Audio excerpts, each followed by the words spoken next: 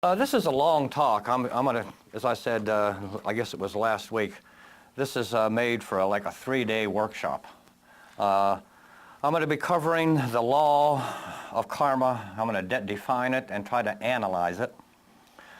The law of karma I'm going to make with a comparison to fatalism. Where the law of karma operates, can karma be seen? Talk about archetypes of karma, the law of karma, the law in operation, and if I get time, I'm going to see if I can talk about the effects of cruelty and ingratitude relating to karma, and working in harmony with the law of karma, the selfish use of the law of karma, instances of balancing the law of karma, the effects of karma on death, animal karma, and karma of nations. Now, I don't know if I'll be able to cover all of that or not, but let me get started. Karma is a Sanskrit word and literally means action, as all actions are effects flowing from preceding causes, and as each effect becomes a cause for future effects. This idea of cause and effect is an essential part of the idea of action, and the word action, or karma, is therefore used for causation, or for the unbroken linked series of causes and effects that make up all human activity. Hence the phrase is sometimes used for an event, this is my karma, or that was my karma. We hear people say that all the time. Sometimes I even say it.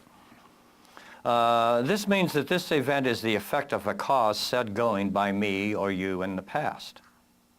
No one of our lives is isolated. It is the child of all the lives before us, the parent of all the lives that follow it, and the total aggregate of the lives that make up the continuing existence of an individual. There is no such thing as chance or accidents. Every event is linked to a preceding cause, to be followed by an effect. All thoughts, deeds, circumstances are causally related to the past and will causally influence the future. As our ignorance shrouds from our vision alike the past and the future, events appear to us to come suddenly, from out of nowhere or from out of the void, to be accidental. But this appearance is an illusion, and it is due to our entire lack of knowledge of the law of karma. Just as the savage, ignorant of the laws of the physical universe, regards physical events as uncaused and as the results of unknown physical laws as miracles, so do many, ignorant of the moral and mental laws, regard moral and mental events as causes, or as uncaused, and the results of unknown moral and mental laws as either good or bad luck. Now, HPB says, and I think it's the secret doctrine, there is no such thing as luck, good or bad. It's all karma, quote unquote. Now, as I say, there is no such thing as chance or accident. Every event is linked to a preceding cause. Karma is the law of laws. It is a natural law in all the full sense of the term. It is universal causation, the law of cause and effect.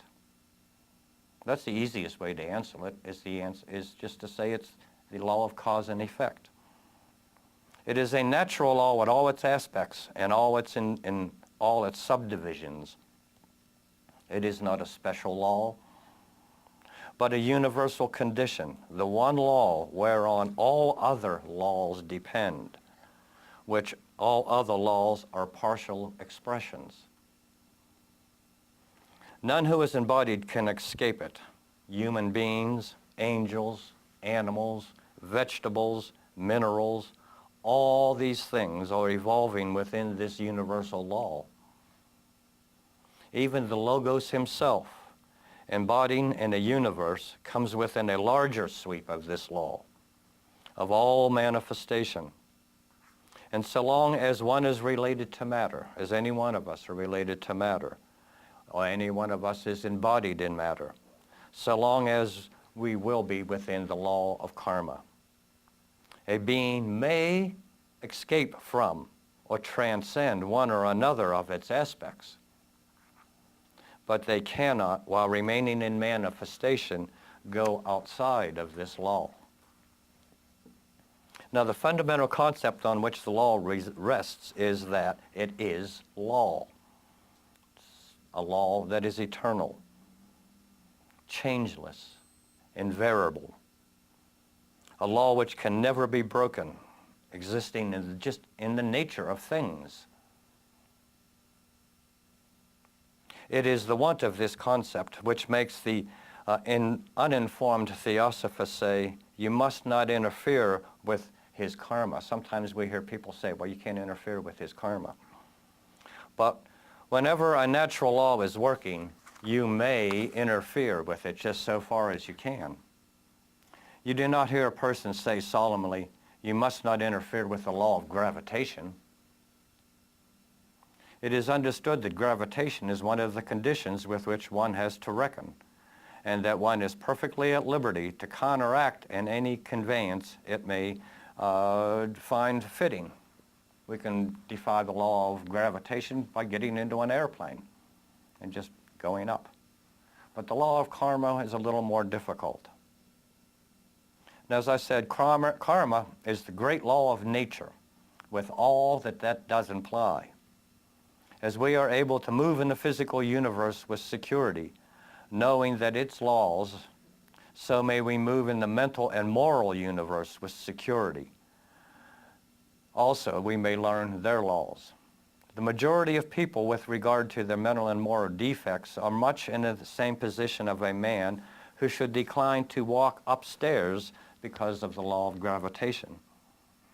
They can sit down helplessly and say, oh, this is my nature. I cannot help it. True, it is a person's nature, but he has made it in the past, and it is his karma. But by a knowledge of karma, he can change his nature, making it different tomorrow than what it is today and what it was yesterday. That is one way we can change our karma, by changing ourselves, by the way we think, we act, how we deal with society in general. He is not in the grip, or we are not in the grip of an invariable destiny imposed upon us from outside. We are in a world of law full of natural forces which we can utilize to bring about a state of things which we desire. Knowledge and will, that is what we need. We must realize that karma is not a power which crushes, but a statement of conditions out of which invariable results accrue. So long as we live carelessly, in a happy-go-lucky way, so long as we be like the man floating on a stream, struck by passing log, blown aside by any casual breeze, caught in any chance eddy. Where there is law, no achievement is impossible, and karma is the guarantee of man's evolution into mental and moral perfection. Does karma seem merciless? If that adjective can be correctly applied to the working of nature's laws, I suppose we must admit that it is so, just as the law of gravitation is. If a child slips over the edge of a cliff, no matter how sad may be the circumstances surrounding the slip, he usually falls to the bottom of that cliff, just as effectively as would an older and more experienced person. If a man seizes a red hot iron coal or a piece of iron, he is equally burnt, whatever may have been his object in seizing it, or whether he knows that it was hot or not. It would hardly occur to us to think of the bar or the cliff as merciless, or to blame the law of gravitation or the law of radiation because we got burnt by the heat. Do not exactly the same thoughts apply in the case of karma?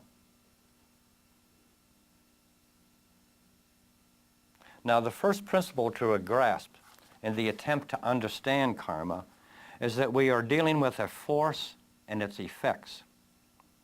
This force is of the physical world of movement, or of the astral world of feeling, or of the mental world of thinking.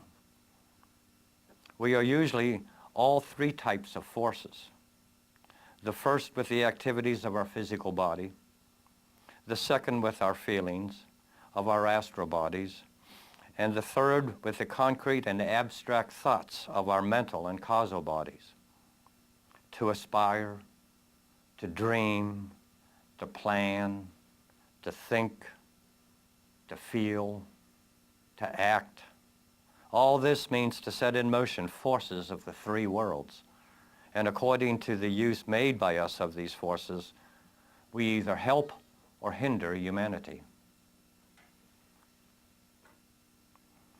Now let's see how much time we got. Oh, I got lots of time. I don't try to get as much covered as we can.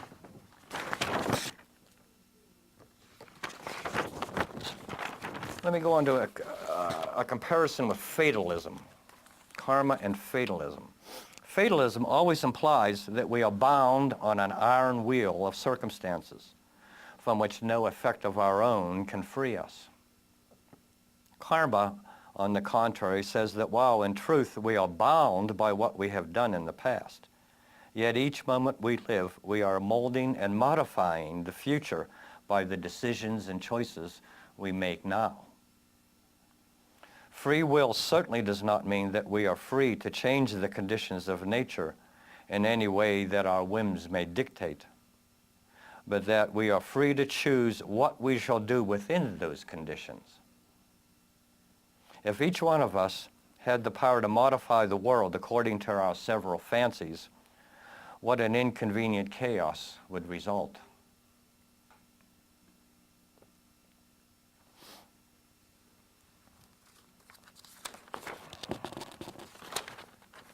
Now, karma, as I said, is not fatalism.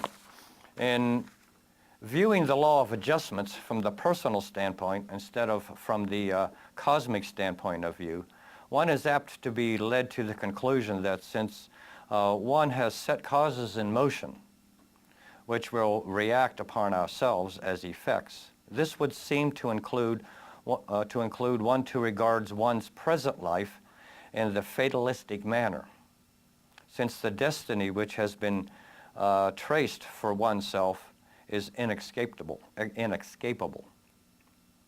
Therefore, particular attention is called to what is written in regard to fatalism. This is not superstition. Least of all, it is not fatalism.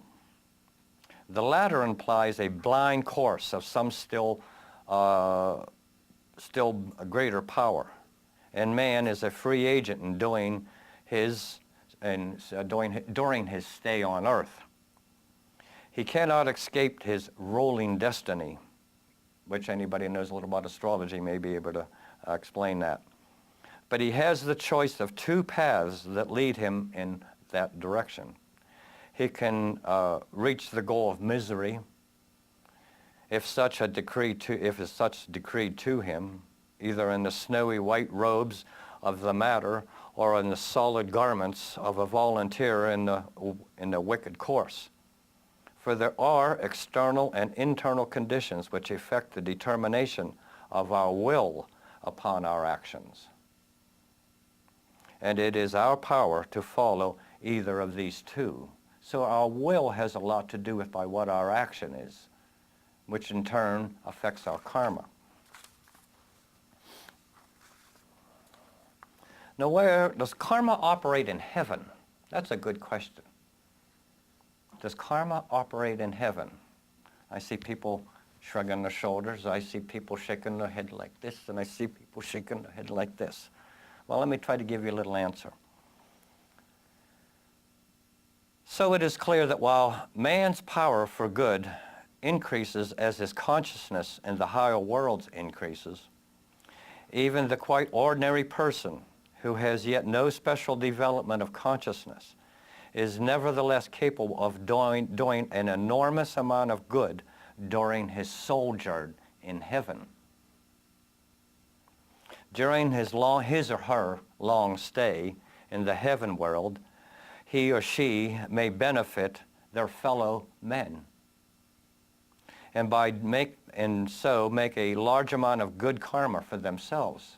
So we can benefit humanity when we're in heaven, and thereby benefiting ourselves for the people that said this. But in order to do that, we must be a man of unselfish love or unselfish devotion. It is this quality of usefulness, of self-forgetfulness, which puts the power into our hands, and that, therefore, it is the virtue which every person must cultivate now in full consciousness, in order that after death, that we may use to the best advantage those far longer periods whose condition it is now impossible for us to realize. So we have a much better opportunity in heaven of doing good karma than we have here, because it's easy. We don't have that physical body to deal with. So there's a little something for you to think about for the people that said no. Can karma be seen? That's another good question. Can karma be seen? Has anybody seen karma here? Nobody? Well, I've only seen and experienced my own karma. Now, the great mass of the accumulated karma can also be seen hovering over a person. I was going to use the word ego, but I'm going to use the word person. And that can be seen by a clairvoyant, I'm sure. Usually it is not a pleasant sight, because by the nature of things it contains more evil than good.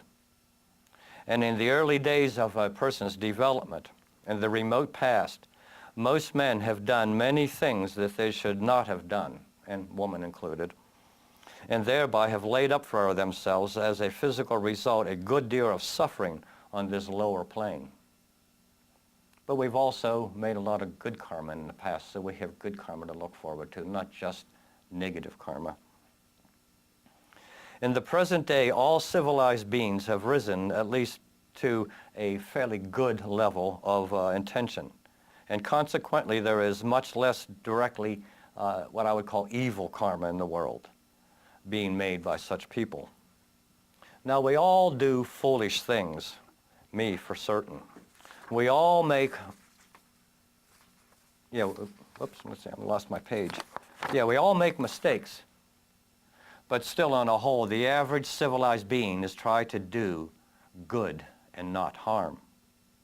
And therefore, on the whole, is likely to be making more good karma than bad. So that's encouraging that we are, as a humanity, doing more good karma than bad than we did, say, a couple thousand years ago. But by no means all of the good karma goes into the great accumulated mass. And so we get the impression that in a preponderance of evil over good. And sometimes we can see that when we look at our world situation. We see wars, famine. But good will overpower evil, I can guarantee you that. The result of most good thought or good actions is to improve the person themselves, to make one or the other of their bodies vibrate in response to higher forces, or to bring out in them qualities of courage, determination, affection, devotion, which they did not possess in so full a measure as they did before. All this effect then that can show in the man himself and in his vehicles, but not in the mass of piled up karma which is waiting for him or her. Now, how do these records of karma are kept? Who keeps them? Well, it's called the Akashic records. And they're kept by people that are called scribes, or lipkas. That's a Sanskrit word, L-I-P-I-K-A-S, lipkas. And these are the scribes that keep the karmic record in the atmosphere, if I can put it that way. Now, Madame Blavatsky writes of a certain order of superior beings, or supernatural beings, who she calls Lipkas, or the lords of karma, they're also called. We are told that they are the great agents in the administration of karma. There are 4, but really 7, excuse me, great rulers who are known as the Deva Rajas, or the regents of the earth. Each one of them is the head of a certain vast group of devas and nature spirits, and even of the elemental essences. Now this adjustment is made by the lords of karma, those beneficent intelligence who, in the plan of the Logos, act as the arbitrators of karma. They neither reward nor punish, but they adjust the operations of a person's own forces so that his karma shall keep him or help him one step forward in evolution.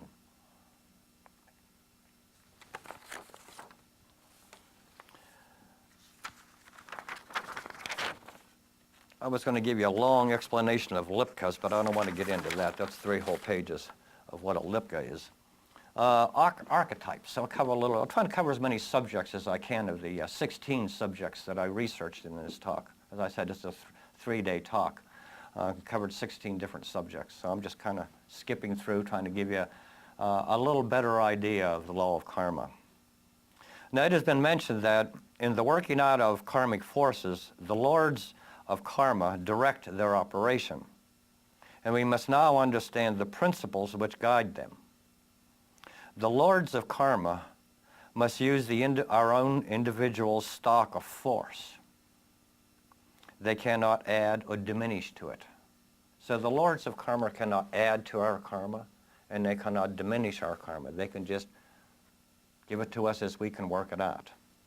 But I will say the more one advances in the path of occultism, for lack of a better word, one can control their karma and rearrange certain things. And I'll try to cover that if I can. We come out of a past with karmic bonds to individuals, for instance, to a community, and to a people. I know I came back into this incarnation with a karmic link to the Theosophical Society. I knew it as a child. I knew something about it, but I didn't know what it was. So that just proves to me that karma can be seen, at least in my own life. To a community, to a people, and we must be sent to be born where we can work out our karma with respect to these different things. So we are born with respect to where we can work out our karma with different communities, with different individuals, and with, just working out our own karma.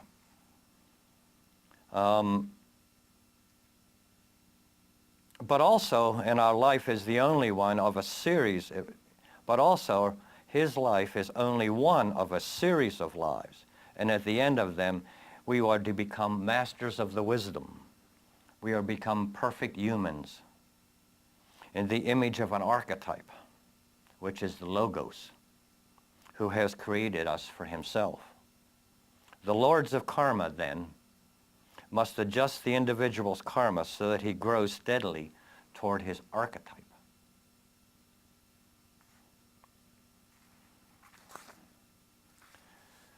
That's way too long to get into that.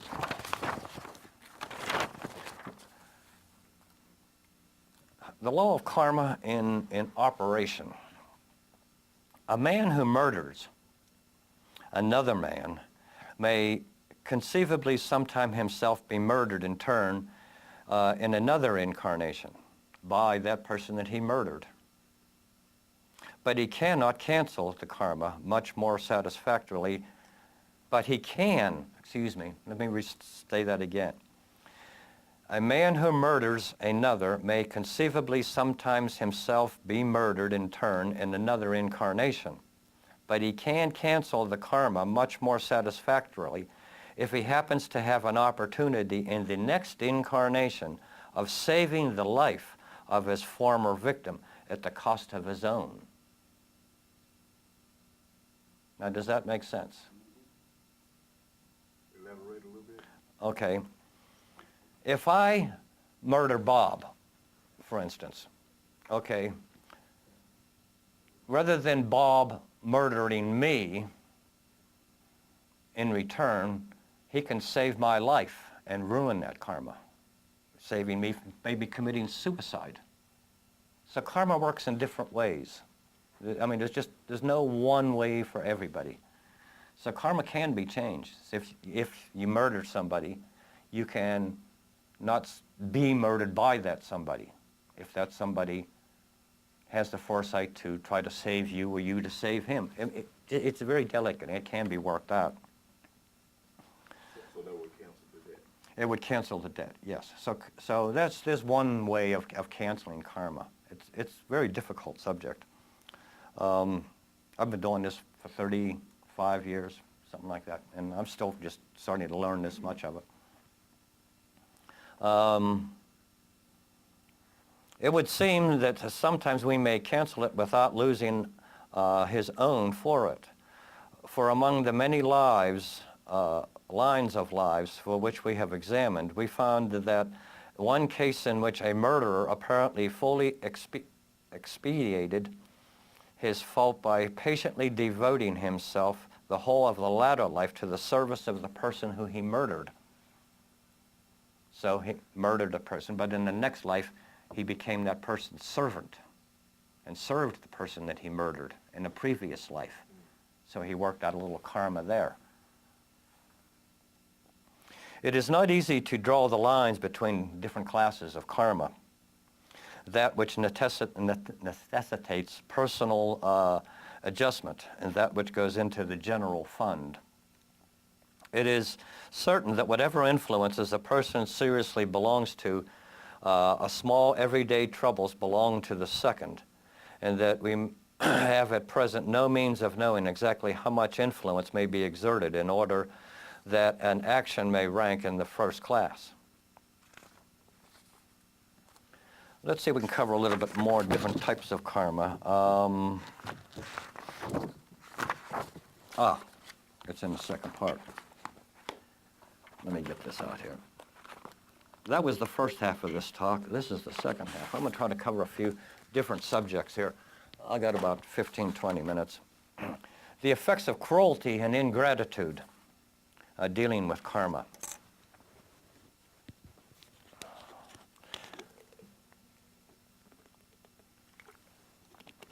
There are, however, certain kinds of action which bring unusually horrible karma as their result. For example, the karma or cruelty of any kind, whether to man or to animal, is always especially awful in character. It often brings with it chronic physical ailments, accompanied by the most acute suffering, and often also it produces insanity. This lasts more especially when the cruelty is of a refined and intentional nature or cruelty. So that if we kick a dog by accident, we're going to suffer some karma for that. But if we kick a dog intentionally to kick the dog and make the dog feel pain, and we know it's going to feel pain, then we're going to suffer a lot more bad karma than if we just kick the dog to get the dog out of our way. I'm just trying to make it simple. We have found, for example, no, I'm not going to go into that. Let's see. Any injury done to a highly developed person reacts terribly upon the doer. There's an interesting statement. Let me say that again.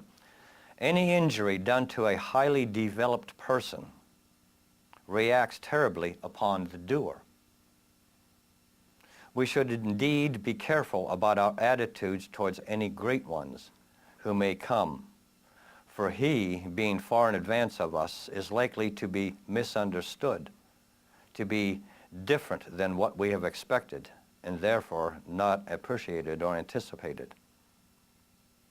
One reason why the great ones do not more often come amongst men is that the karma of misjudging and ill-using them is dreadful.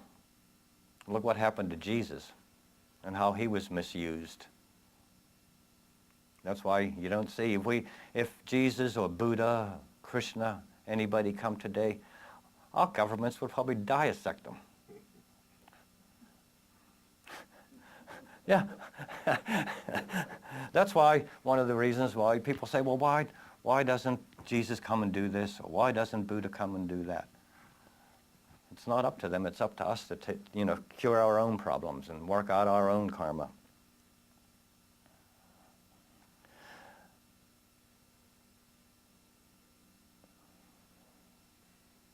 Closely associated with this is the subject of karma of ingratitude, which is always exceptionally heavy. Most of all when the ingratitude is shown to an occult teacher. People constantly pressing forward and desiring to come in touch with the masters or some great guru or teacher to attract their attentions. And they sometimes think that the pupils of those masters try to hold them back, or that at any rate decline to assist them in their efforts to approach. The pupil of the masters exists only to help others. Nothing pleases him more than to draw another to the master's feet where he has learned so much himself. For example, I've noticed in cases in which people have deeply devoted to our president change their minds and begin to abuse and slander them. I'm talking about some of the presidents of the Theosophical Society, and one of our current presidents, Rhoda Bernier. There's a lot of, I don't know, if people have email and computers probably see what's going on. There's a lot of uproar and there's personality conflicts, which is, again, karma with our president. Not only, it's not so bad here in the United States, but with our president, international president, Rhoda Bernier. And this has been going on since HPB's day. People understand the history of the society, see us of all the things that went on.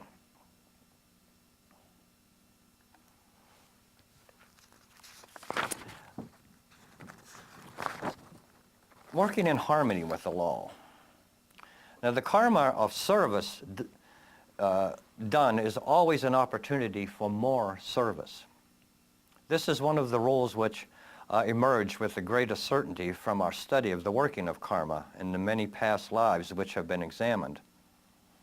When a person leads a particularly good life, it by no means follows that the next one he will be rich and powerful or even comfortable.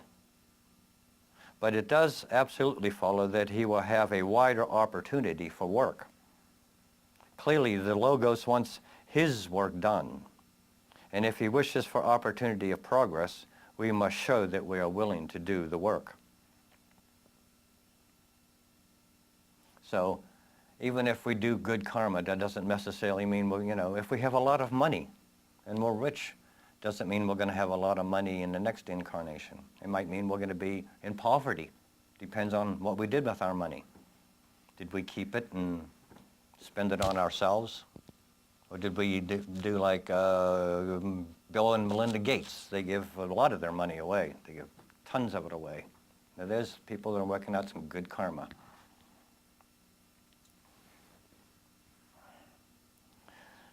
Knowledge brings responsibility along with opportunity. To yield to what you know to be wrong, or to go back a step in order to gain forces for a greater spring forward, is to miss your opportunity.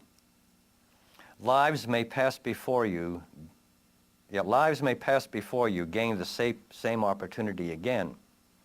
If you neglect the knowledge or the vision which points out to you your fault, you will certainly be born in the next life without that knowledge or vision. Knowledge should always be used. It is a mistake to think that you can postpone your activity or to retain your knowledge. So we'll cover a few more subjects here. How karma affects our progress. Until a person understands the plan of evolution, there is no great change from life to life. There are ups and downs of good and evil fortune. Grief and joys pass the years, and lives are lived. But it is only when a person definitely aspires to serve the plan of the Logos, or to serve humanity, to live not for themselves or for himself or herself, but for their fellow humans. That great change takes place in his karma, and his evolution is hastened. This, then, his progress is swift, even in the ratio of geometrical progression. All forces in nature can be used in proportion as they are understood. Nature is conquered by obedience, and her restless energies are at our bidding as soon as we, by our knowledge, work with them and not against them.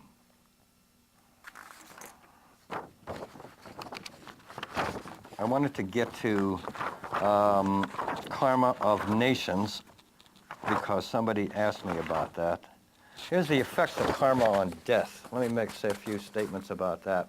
Another point to be taken into account is that man in his calculations so often fails to discriminate between good and evil effects. The average man regards death as the greatest of all evils, either for himself or for his friends. Yet in many cases, karma grants it as a reward, a kind of move in the game, inevitable at certain intervals, but at all times available as a temporary solution of a difficult position when it is seen to be desirable. It is rarely a matter of anything approaching the importance which is commonly attributed to it. It is by no means certain that in the majority of cases a time for death is definitely appointed by the lords of karma for all. The whole arrangement is far more elastic and adaptable than most people suppose. The clue to its comprehension lies in never forgetting that there are three great types of karma. The first is the whole vast mass of unexhausted karma that we have accumulated in the many lives that we have lived in the past. The second is that particular part of that first which has been selected to be worked out in the current incarnation that we happen to be in. Let us call it man's destiny for this particular life. And the third is the new karma, which we are constantly making by our present actions, by reacting to the karma that we are getting from past things. So it's just a constant cycle. It's just a constant cycle. Oh gosh, time's running out here. Animal karma. If we can conceive two newly formed egos standing side by side, absolutely primitive and harmless, and one of them should kill the other, or indeed act in any way with regard to the other, a result would be produced, which would be, strictly speaking, unobserved. I doubt whether any such condition ever exists, for I think that the individualized animal brings over something of karma into its first human birth. So when we come from the animal kingdom into individualized, we become human, we do bring a little bit of that animal karma with us, depending on what animals we were. And we were all animals, apparently, at one time, as I understand it. Many animals have a sense of right and wrong, or at least a knowledge that something ought to be done or that others ought not to be done, and that they are capable of feeling ashamed when they have done what they think to be wrong. If you ever looked at a dog or a cat that did something wrong and you yelled at them, you just know that they did something wrong. They have in many cases a power of choice, animals do. They can exercise or not exercise this choice. Patience and forbearance. And where there is a power of choice, there must be responsibility and consequently karma. The savage animal becomes a savage and cruel man. The gentle and patient animal becomes a gentle and kind man, however primitive he may be. This serious difference is clearly the consequence of karma made in the animal kingdom. Such karma must be inherent in the group souls, but it must be equally distributed through it, so that when a portion breaks off as an individual, it will carry within it a share of that animal karma. So that's an interesting thought. We bring over a little of the animal karma from the animal kingdom. And I suppose if one wants to use that analogy, when we came from the mineral kingdom into the vegetable, we brought a little of the mineral with us. And we came into the vegetable to the animal, we brought a little of the vegetable into the animal. Now we bring a little of the animal into the human. And hopefully we'll take a little of the human into the superhuman as we progress in evolution. And karma of nation, I think I'll close with that. That was a question somebody asked me. Let us think of it, of the collective karma of a nation. Face to face with this, the individual is comparatively helpless. For nothing he can do can free him from this, and he must trim his sails to do as best he can. For even a master can but slightly modify the karma of a nation, or change the national atmospheric karma of any nation. So that's an interesting thing. The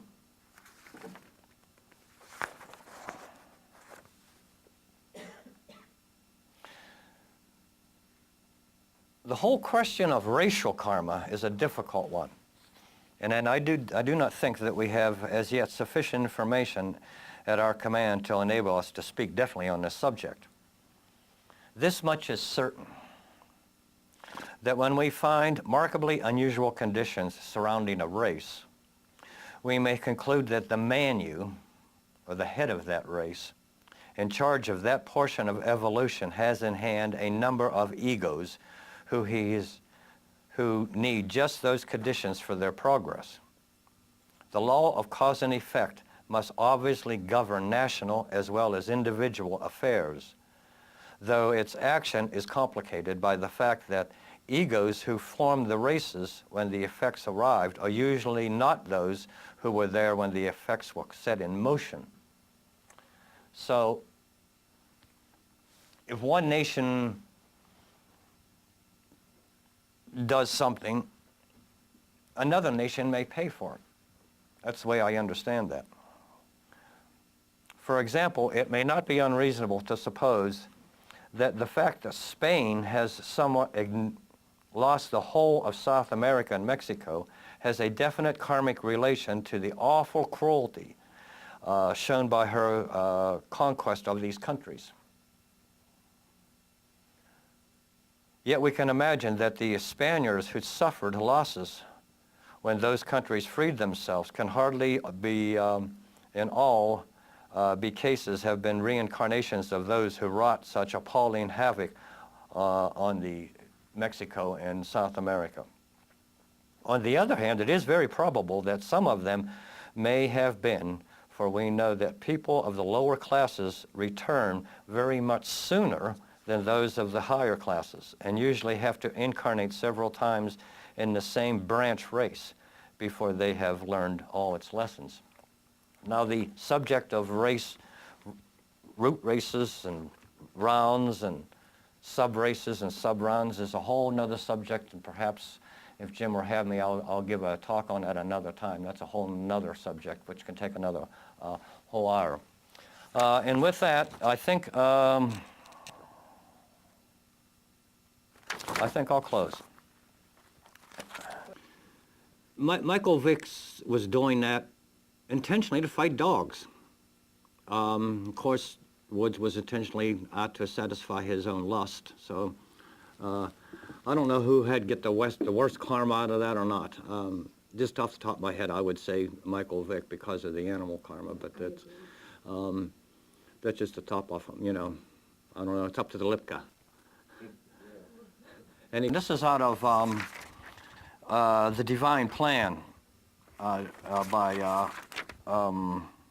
Barbarica discussing the Lipka. These beings are called Lipka, sometimes rendered the lords of karma, insofar as they convey the idea. The term is satisfactory enough, except that it should be remembered that the usual conception of judgment associated with the lords should not be held, and as such as the registering is an automatic process. It is very similar to the taking of a picture by a camera. What is ever exposed to the lens is captured on the film automatically, regardless of what the picture may be or may portray, or without any judgment attached thereto.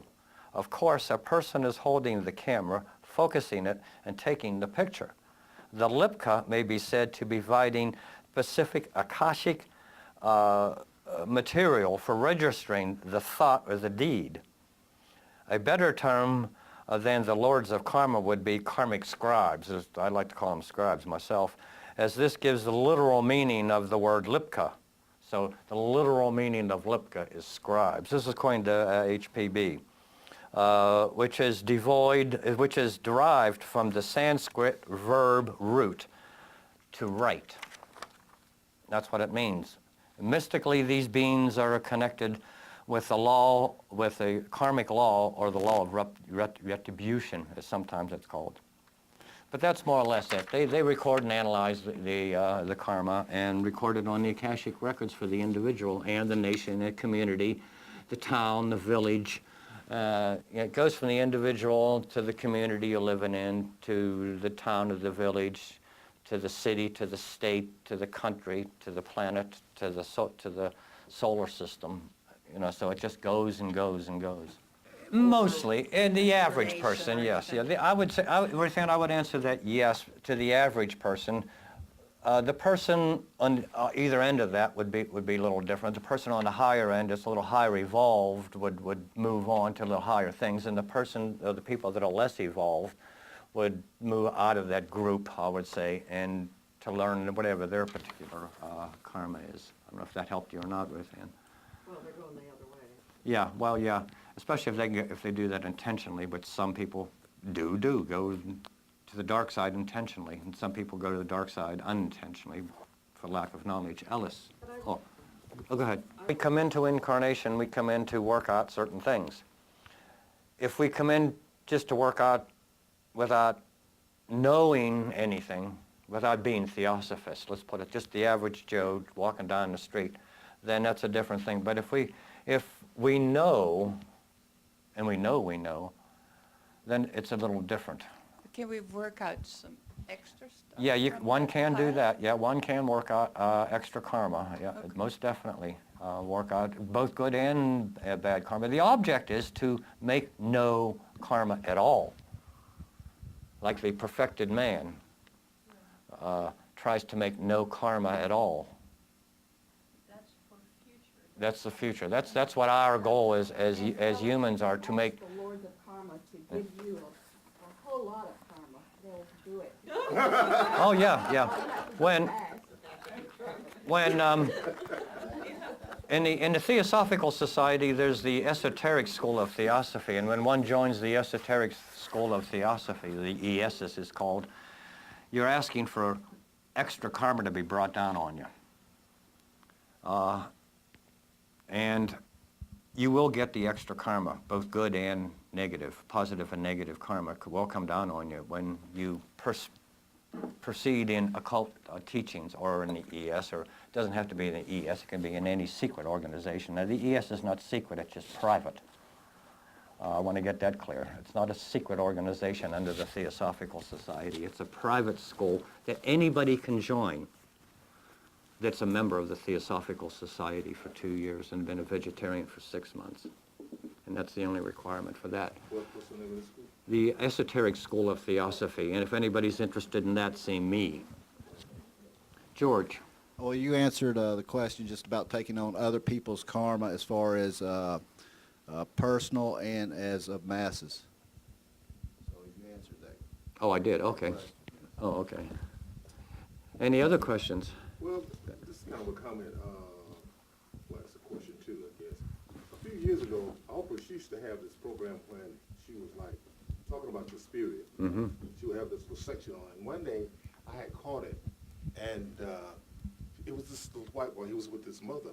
He said he remembered when he was a Buffalo soldier. Mm-hmm. And he began to talk about, you know, the things that happened and this, that, and the other. So I guess the question I want to ask, in working out karma in past lives or whatever, let's say, okay, if you got a raw deal or whatever like that, you may come back and be in a vehicle that's suitable for the working out of the good karma or whatever. Yes, yeah. Yep, we get the vehicle that what we're meant to get. Yep. Any other questions? Jim? This is a question about justification. Couldn't God come up with a better way to give us these experiences rather than all this suffering? Well, wait a minute, let me phone him. I'll be right back. Yeah. Yeah, thanks, George. But you got an answer?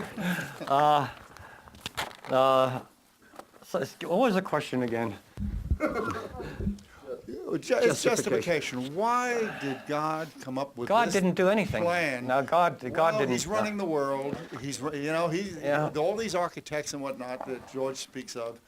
Why did they come up with this, devise this little scheme for us to gain our experiences so that we may, in the end, become gods with a lowercase g?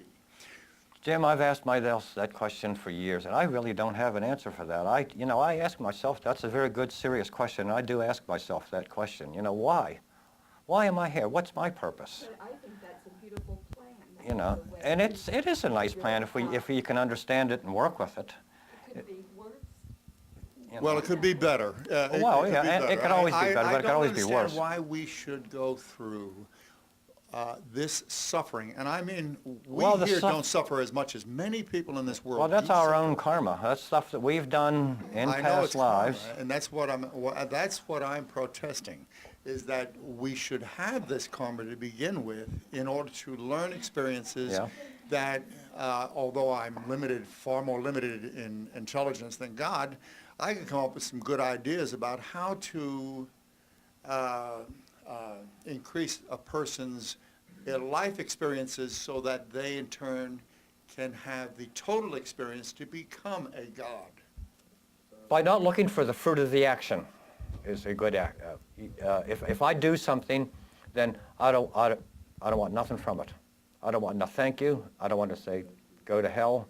I don't want nothing from it. I don't want no money. I just do the action because the action is there to be done, and that's it. That creates no karma. I just did that action because the action was there. That penny needed picked up and given to somebody. I just did it because it was there, without no thought to it. That's creating no karma. It was a thoughtless action. And that's one way of creating no karma, if I can, put it that way. But I just off the top of my head. There are other ways. Thank you very much.